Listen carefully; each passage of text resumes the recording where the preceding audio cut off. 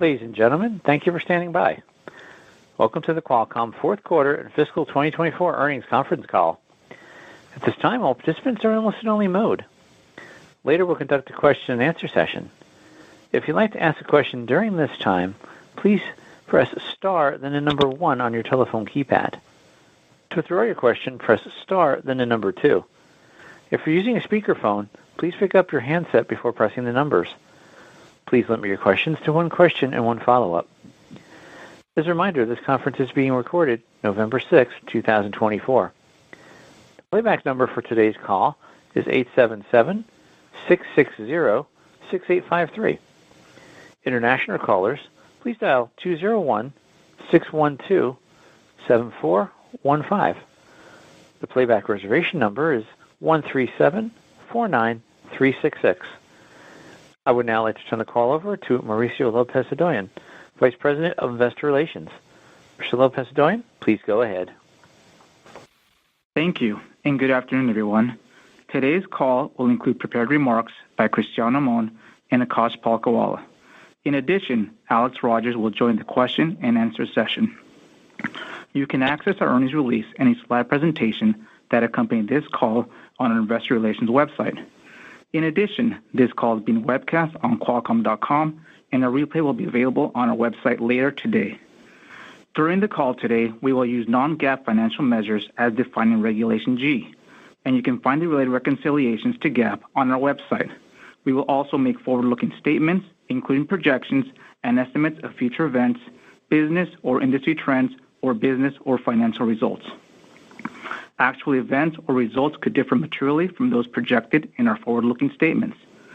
Please refer to our SEC filings, including our most recent 10-K, which contain important factors that could cause actual results to differ materially from the forward-looking statements. And now to comments from Qualcomm's President and Chief Executive Officer, Cristiano Amon. Thank you, Mauricio, and good afternoon, everyone. Thanks for joining us today. In fiscal Q4, we delivered non-GAAP revenues of $10.2 billion and non-GAAP earnings per share of $2.69. Chipset business revenues were $8.7 billion, and licensing business revenues were $1.5 billion. During Q4 in fiscal 24, we continue to make progress on our growth and diversification strategy, addressing new end markets for Qualcomm's technology. Our differentiated technology and product roadmaps lead in every industry in which we now participate, and we're very optimistic about the edge AI momentum across our business. As such, we will continue to transform Qualcomm from a wireless communications company into a connected computing company for the age of AI. In the current environment, more than ever, we remain extremely focused on executing our strategy and targets while maintaining operating discipline and creating value for our stockholders. I will now share some key highlights from across the business. As the strong pace of AI innovation continues, there is now broad recognition of the opportunity for on-device AI to enable new capabilities and transform the human-computer interface. On-device AI provides context, enhances immediacy and reliability, and enables personalization while providing privacy and security. Additionally, Gen AI-enabled devices and applications are evolving to understand natural language, images, sound, and the world around us, driving a new generation of AI-first experiences. This has the potential to create a new cycle of semiconductor innovation and content, and Qualcomm is well-positioned to capitalize on this opportunity across devices at the edge. We shared this vision at the recent Snapdragon Summit with the support of key industry leaders, including Microsoft, Meta, Amazon, OpenAI, Mistral AI, IBM, and others. Together with our ecosystem partners, we're driving this transition to AI-enabled edge computing to empower consumers and enterprises by enhancing productivity, entertainment, creativity, convenience, and more. Notably, we're partnering with Meta to support Llama 3.2, including their multimodal 11 billion 3 billion and 1 billion parameter models on Snapdragon-powered devices. We're also working with Amazon to create a cloud-to-edge solution that allows developers to customize their models on SageMaker and deploy them to Qualcomm and Snapdragon platforms via the AI Hub. Model availability on the AI Hub has grown by more than 50% since last quarter, with both open source and proprietary models. In handsets, we recently unveiled the Snapdragon 8 Elite, our latest flagship mobile platform, which features our second-generation custom Orion CPU. This CPU delivers up to 30% faster performance with 57% less power, a significant leap over the first generation in less than a year. Snapdragon 8 Elite is the world's fastest mobile processor, restoring performance leadership to the Android ecosystem. In addition, Snapdragon 8 Elite introduces a newly architected Hexagon NPU, delivering a 45% improvement in both performance and power efficiency over Snapdragon 8 Gen 3. Combined with the improved CPU and GPU, Snapdragon 8 Elite can dynamically manage AI workloads and handle the complexities of multimodal Gen AI in real time. We are extremely pleased with the Snapdragon 8 Elite design traction, with successful launches at Xiaomi, Honor, Oppo, and Vivo, and we look forward to additional launches at Samsung, Asus, and more. In a short period of time, our Snapdragon X series platforms have redefined personal computing. Building on the initial launch momentum, we have expanded our portfolio with the addition of the Snapdragon X Plus 8-core compute platform. The X Plus 8-core maintains leadership in performance and battery life, enabling OEMs to offer thin and light Copilot Plus PCs with transformative, uncompromised on-device AI and more affordable price points. This makes next-gen AI PCs accessible to even more users, expanding our addressable market. We are very pleased that leading OEMs, including Dell, HP, Lenovo, Samsung, Acer, and Asus, will all have devices powered by our X Plus 8-core platform. We now have a total of 58 platforms launched or in development across the X series portfolio. Snapdragon X Series power laptops will also be the first to get the new Copilot Plus PC features announced on October 1st, including recall, click to do, improved search, super resolution in photos, generative fill and arrays in Paint. In XR, together with Meta, we continue to enable the future of spatial computing. The recently announced Quest 3S, powered by Snapdragon XR2 Gen 2, delivers a more affordable headset targeted for users new to mixed reality and immersive experiences. This is an important milestone in increasing the scale of this opportunity. Additionally, the Snapdragon AR1 Gen 1 powered Ray-Ban Meta glasses are receiving new AI features, including location and navigation assistance, real-time speech translation, answering questions about their environment, and hands-free access to user digital lives. We're also pleased that Snap recently unveiled their next-generation spectacles powered by dual Snapdragon processors, which are aimed at creators exploring advanced AR experiences. Industrial IoT is evolving with advanced edge computing and intelligence driving demand for our technologies and providing a significant future opportunity for Qualcomm. To that end, we recently announced the Qualcomm IQ series, a new family of industrial-grade solutions specifically designed to meet the needs of next-generation industrial edge applications. With on-device AI performance of up to 100 TOPS, the ability to operate in extreme conditions in a suite of built-in safety features, the Qualcomm IQ series of chipsets are purpose-built to power a wide range of solutions, including inspection and automation, robotics, drones, advanced computer vision, edge AI boxes and gateways, and more. Additionally, we introduced the Qualcomm IoT Solutions Framework, which helps enterprises build solutions that enable easy development of end-to-end applications, reduce time to implementation, and improve operational efficiencies. This all-encompassing framework features recommended chipsets and core software, support for multiple operating systems such as Android, Linux, and Windows, tailored reference designs, software libraries, SDKs, supplementary cloud-based services, microservices, and access to a growing network of channel partners. In Edge Networking, we announced the Networking Pro A7 Elite platform, the first commercial platform to revolutionize enterprise and home networking connectivity with Edge AI. This platform includes Wi-Fi 7, 5G, 10 gigabit PON, Ethernet, and an AI coprocessor with 40 TOPS of NPU processing power.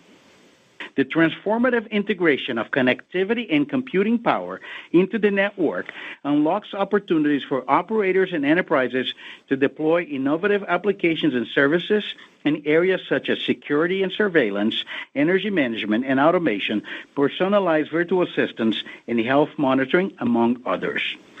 Edge AI also enhances privacy by processing sensitive information on the gateway, while enabling personalization through contextualized understanding of the environment and immediacy to near real-time responses.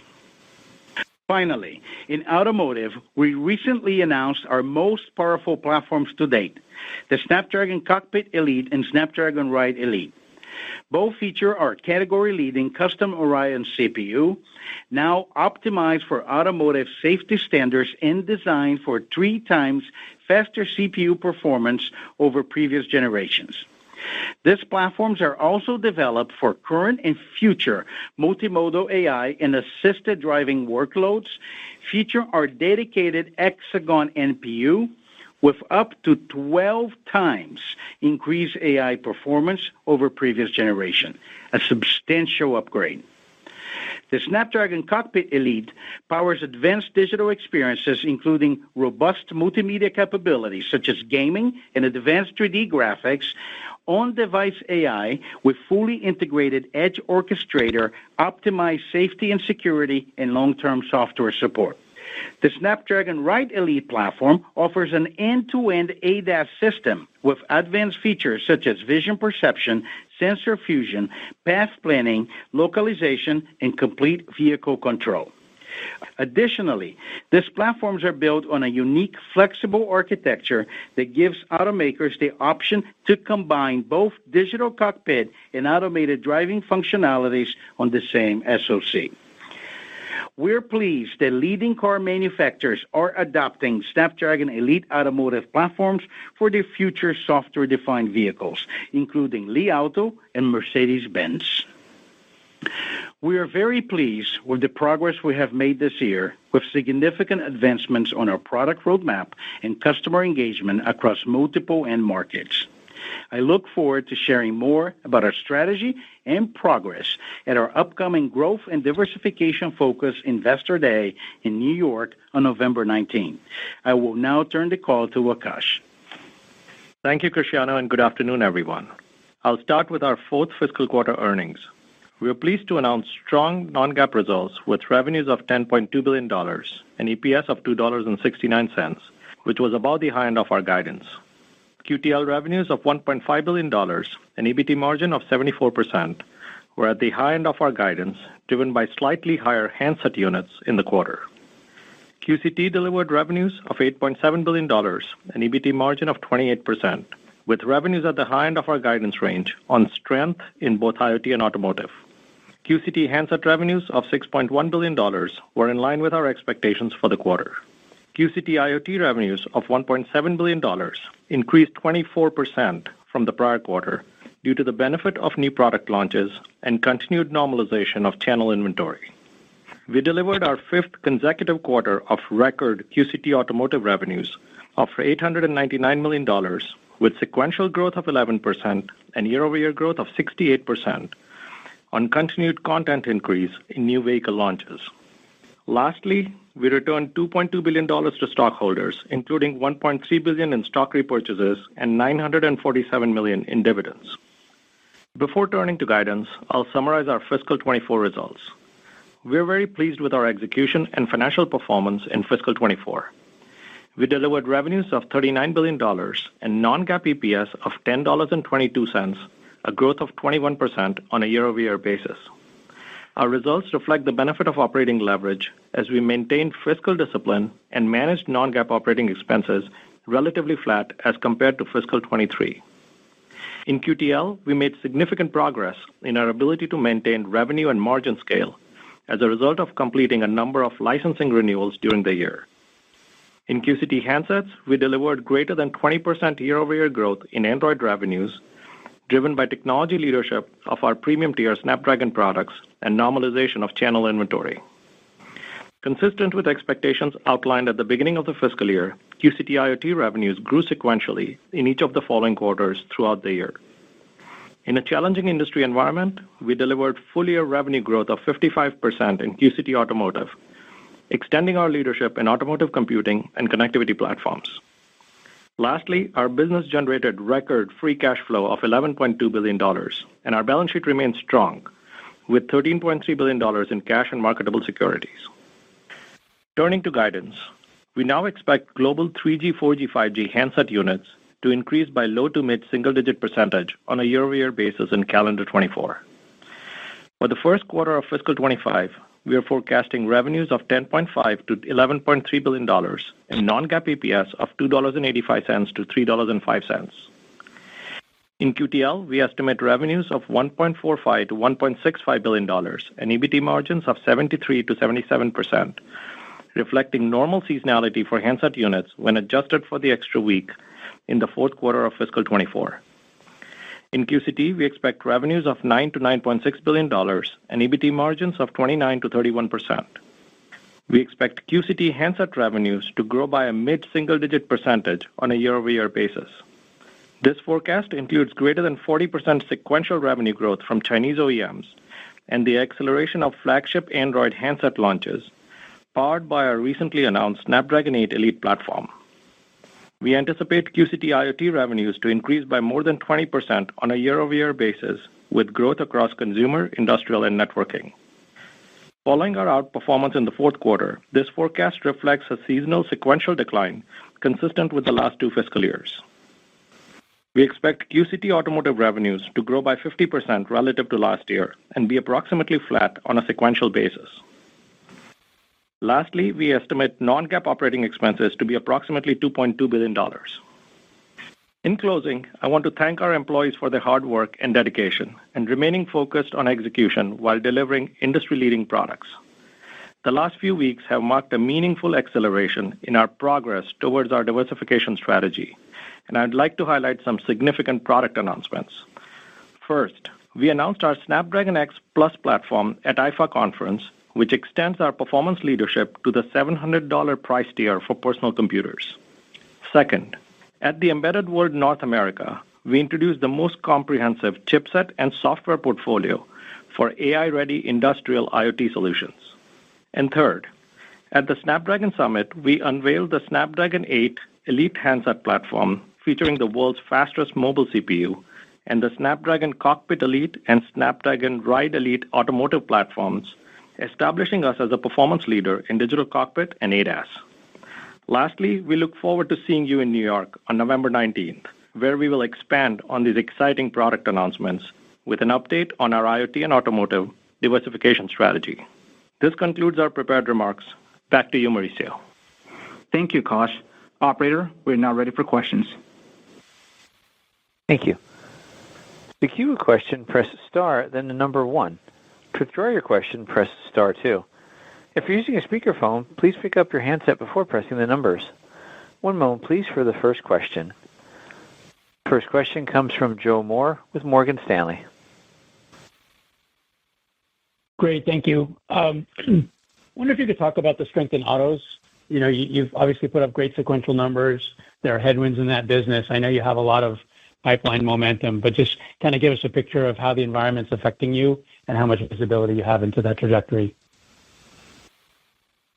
Hey, Joe, thanks for the question. This is Cristiano. Well, as we said before, I think you should look at our revenue in auto less sensitive to what happens in the market, much more related to new models that are being launching with Qualcomm technology, and it's reflecting a shifting share. So it is, as we gain share and new models get launched, you started to see that show up in our financials, and that's the reason we continue to have growth both sequentially and year over year. Great, thank you. And then I don't think you mentioned it. Anything you could say about the ARM dispute that would help us to understand what's at stake there? Yeah, Joe, on the ARM side, from our perspective, we have very broad, well-established license rights that cover our custom-designed CPUs. So we are very confident that those rights will be affirmed. The trial is scheduled for December, and so we're looking forward to addressing ARM's claims at that point. Great, thank you. The next question is from the line of Samik Chatterjee with J.P. Morgan. Hey, thanks for taking my questions and really strong results, so congratulations on that. Maybe if I can start with IoT, for the first 3 quarters of the year, you had declines on a year-over-year basis, and we are seeing this sort of acceleration in IoT in the fourth quarter and going into first quarter on a year-over-year basis. Can you just sort of parse that out a bit? How much of this is a recovery in sort of the traditional IoT businesses you were in relative to contribution from the PC market and really an acceleration on account of that? Just anything you can parse out between industrial IoT, consumer IoT, and new products versus older sort of products you've been on. Thank you. And I have a follow-up. Sure. So, Samik, it's Akash.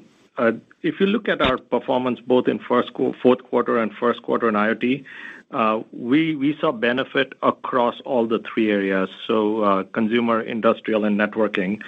And within fourth quarter, as some new products were launched in PC, in XR, and other areas as well, we saw the benefit of those launches come through in our numbers. There is a portion of channel inventory normalization as well, but it's really the new product launches kind of coming through for us both in the fourth and the first quarter, and that sets us up well for the rest of the year. Okay, got it. And it's obviously, as you mentioned, it's been a tough backdrop in terms of the macro, and you're guiding to about a 10% revenue growth in the first quarter. Just trying to think about sustainability of that into the March quarter, particularly given that you did mention there's some acceleration of Android launches as well. How should we think about with the combination of smartphone and sort of the impressive performance you have on the non-smartphone areas now, how sustainable is this sort of double-digit growth into the March quarter? Yeah, Samik, so we're pretty happy with the trajectory of the business, both in terms of our fourth quarter results and first quarter guidance. We're not guiding beyond the first quarter at this point, but as you know, we have an investor day coming up in a couple of weeks where we're going to talk through our diversification strategy and growth, and we'll provide a financial framework around it. So we'll address some of these topics at that point. Okay, I'll pass it up. Thank you. Thanks for taking my questions. The next question is from the line of Stacy Rasgon with Bernstein Research. Hi, guys. Thanks for taking my questions. My first question, just on chipset gross margins, they seem to be guided down a bit. I don't know, 100 or 150 bips in Q1. Is that just like increased wafer cost TSM? Is there something else going on with mix, just given which products are shipping? Any color you can give us on gross margins then? And I guess, is the framework on how to think about them going forward around 48-ish, plus or minus, is that still the right way to think about chip gross margins? Yes, sure, Stacy, it's Akash. So in fourth quarter, we actually guided lower and we came in slightly better because of stronger mix. And so what we're guiding in first quarter is really largely in line with fourth quarter, and we think that's kind of a reasonable way to model the business going forward. I think from a product mix perspective, we feel pretty good about where we are set up, both across businesses and within handsets. So that will obviously continue to play a factor as we look forward. Got it. Thank you. For my follow-up, I just wanted to ask a little more about on PCs. You had talked about new product launches in Q4. Can you help us size, like how big was the PC portion in Q4? And given you're guiding IoT down seasonally, sequentially in Q1, is PCs as well as some of the other stuff a function of that? Like how do we think about the contribution that we're seeing early in the launch from those products? Yeah, so Stacy, as you know, we're pretty excited about the PC roadmap. I think we've kind of established ourselves as the performance leader in Windows devices.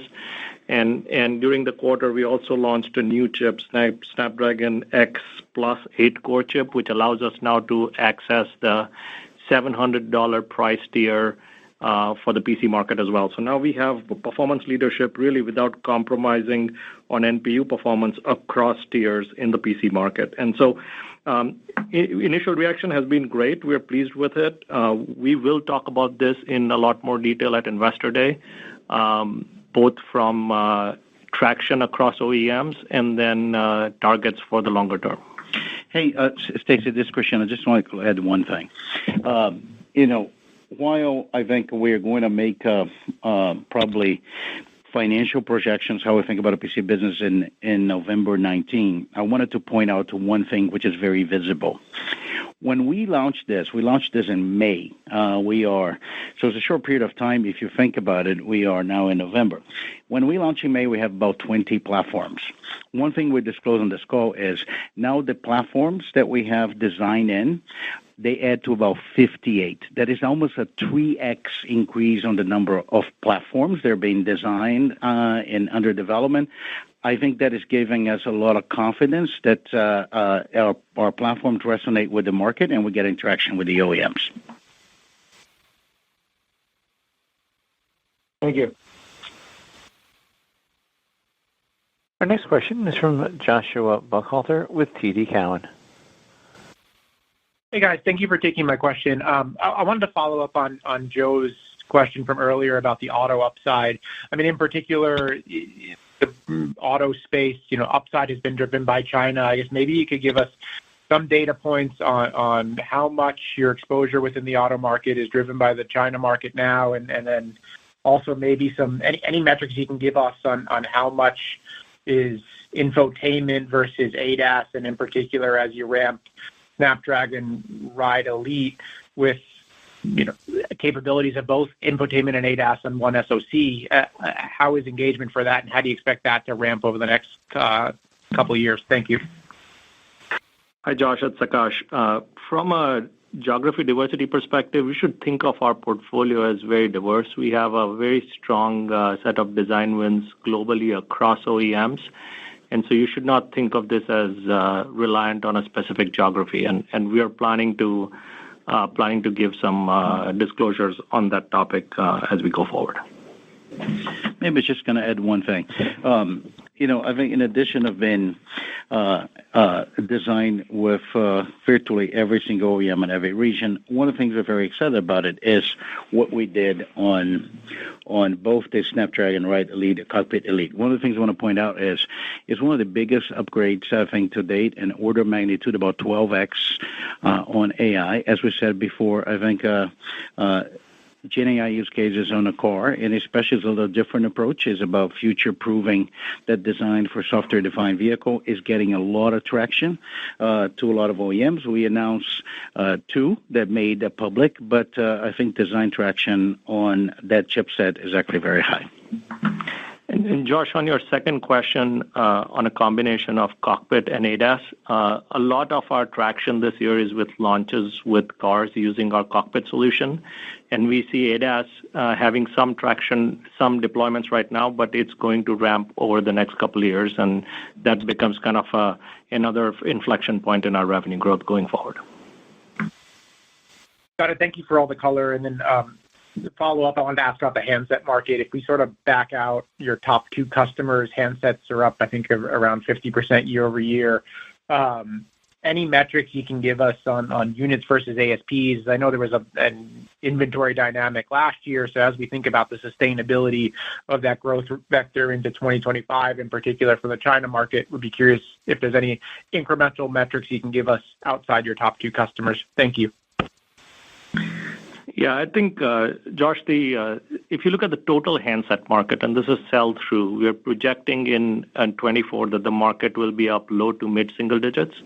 But the big story for us has been content increase. We've kind of seen the chipsets becoming a lot more capable, and you saw the X Elite, 8 Elite announcement that we did last month. A lot more content going into the chip, and as those solutions get adopted, we see the benefit on the ASP side. The second factor is the mix across tiers. We're seeing the mix across tiers continue to improve in the handset market as well. So if you kind of look back over the last 3 or 4 years, devices greater than $400 has gone up from being 21% of the market to 30% of the market, and that is definitely beneficial to us. Maybe one last point is if you think about our guidance quarter, December quarter, we do not have any Huawei product revenue in our guidance. A year ago quarter, we did have Huawei product revenue. So it's actually something that we overcome, and then we have growth on top of it. Thank you. Our next question is from Chris Caso with Wolfe Research. Yes, thank you. Good evening. Just another follow-up question with regard to handset. And if you could kind of characterize, because I think for Qualcomm, you saw a rebound or a normalization in the premium part of the handset market in the first half of the year. Is what you're seeing now, some follow-through on kind of the mid-tier, or is just kind of continuation of what you saw in the first half of the year? And then secondly on that, with regard to, some of the accelerated China launches, do you think that's a reflection of the market, of some perhaps improvement in the market in China, or at least for the China OEMs, or is it simply a matter of timing? Yeah, I think, Chris, if you think about our handset business, we're definitely really strong at the top of the roadmap in premium tier. And as we mentioned earlier, we announced our new flagship chipset, and you're seeing OEMs launch with that chipset. So those definitely factor into our numbers, and it's less about other tiers, more about the fact that we launched our new premium tier chipset, and the OEMs are actively taking advantage of it by accelerating their launches and really increasing the scale of their launches. Got it. And just with regard to the licensing business, you see a shallower sequential increase in the December quarter. I imagine that's because of the absence of the extra week.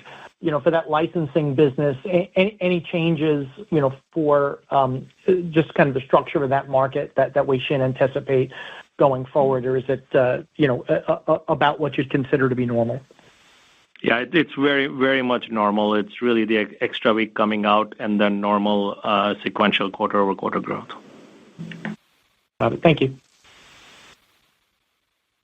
The next question is from Tal Liani with Bank of America. Hi, guys. Other companies reported kind of opposite trends of what you're talking about. Some of the companies reported weakness in China, migration to lower tier, and then Apple had kind of weaker numbers than expected. How do you connect the comments we get from other vendors to your strength, and are you concerned that maybe the strength is more inventory build out by customers because of your new launches?